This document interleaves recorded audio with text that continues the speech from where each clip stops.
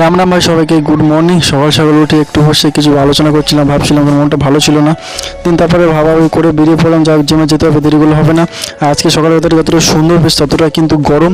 আর জিমে এসে দেখলাম জিম খুলে দিয়েছি, আজকে আমি লেট। তারপরে জিম 2 ঘন্টা পর কমপ্লিট করলাম। আজকে ছিল আমার ব্যাক অ্যান্ড চেস্ট, পুরো ভালোভাবে ওয়ার্কআউট শেষ করলাম।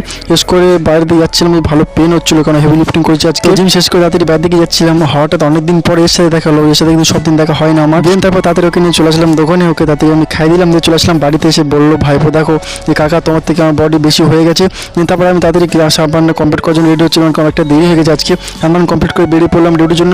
অলরেডি দেরি হয়ে গেছে, 9টা বেশি হয়ে গেছে। তারপরে রাতে বেরিয়ে পড়লাম হাঁটতে হাঁটতে একা একা। আজকে অনেকটা দেরি করে বেরোলাম, এখন বাজে প্রায় 7:30-এরও বেশি। দিন তারপরে বাড়ি যাওয়ার পথে রাস্তা থেকে দোকান থেকে দুটো কাজে কিছু প্যাকেট নিলাম কালকে প্রি ওয়ার্কআউটের জন্য।